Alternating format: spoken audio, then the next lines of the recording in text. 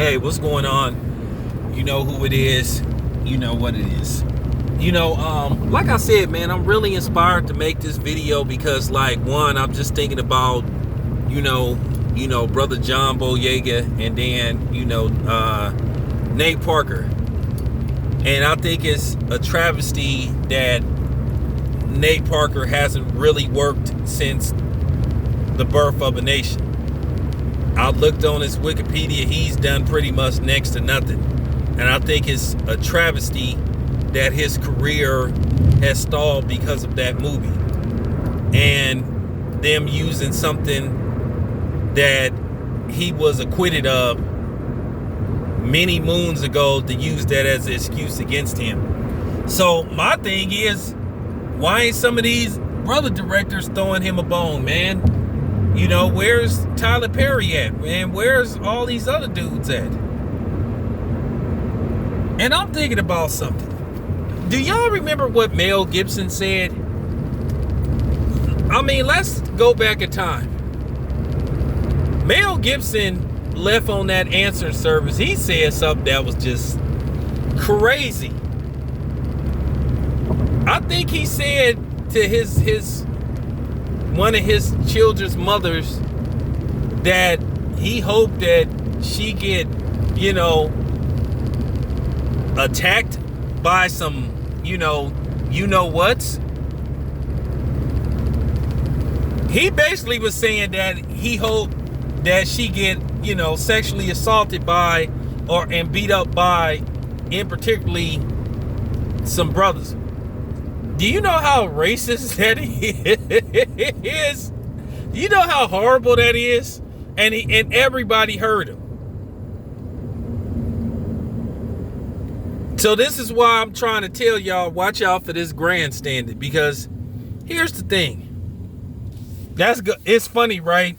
Go figure. Mel Gibson was in Daddy's Home Part 2. Keep in mind, he played Mark Wahlberg's dad, another racist. That's hilarious, huh? Two racists playing father and son, huh? Ain't that crazy? That's hilarious. You just can't make this stuff up. But I want y'all to understand something. Mel Gibson's career never stalled. This is just real talk. Where people making it look like Mel Gibson paid a steep price for what he said. Now, I know Leonardo DiCaprio told Mel Gibson to go to hell, because keep in mind, Leonardo DiCaprio was gonna star in some Viking movie that Mel Gibson was gonna direct. And Leonardo DiCaprio said, "Mel, I'm good on you."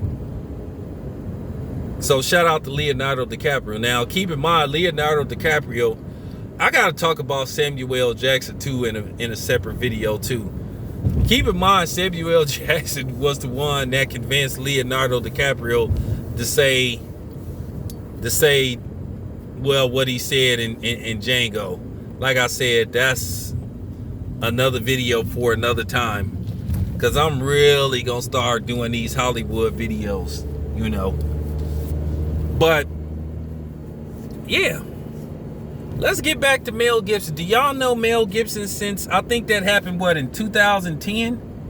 When did that happen, y'all? 2009, 2010? Do you know Mel Gibson has made 14 films since then? Don't look like his movie career stalled to me now. He done made some direct-to-DVD stuff, some direct-to-cable stuff. Don't matter. Didn't stop working.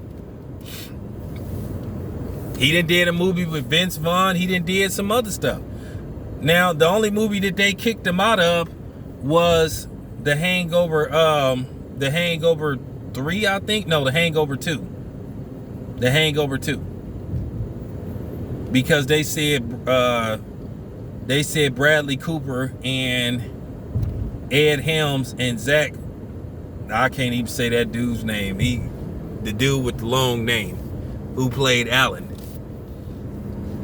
They allegedly didn't want to work with him. That they went to the producer, they went to the director, they went to Todd Phillips and said, "Nah, man, nah, we good." And for a minute, people stayed away from Mel Gibson. certain people. But let's not make it look like his career just died. Like his career, like he just went into obscurity, because that's not what happened. Now, that's happened to Nate Parker. Nate Parker is irrelevant now. It is a travesty what happened with him. And here's the thing. He didn't even say nothing. All he did was made a damn movie. And this is what I'm saying. And then the Mayonnaise Nation wonder why we say the stuff we say about them. Is you serious? Mel Gibson did not stop working. Now, some of them movies he produced himself, but he hasn't stopped working. He's done 14 films since that incident. Cause like I've been saying, and like a whole bunch of other people say, all you gotta do is when you say something about a black person, apologize, they'll forgive you, and it's all good in the hood. Cause that's the mentality they have. So sometimes I think these people know what they be doing. And I think at the same time they say, well, I'm gonna go on and say it, but I know all I gotta do is say, I'm sorry, forgive me, and I'll just put a couple of black people, in my next film, and I'll hang around some black people for like a year, and then I'll be cool. They really think that way about us.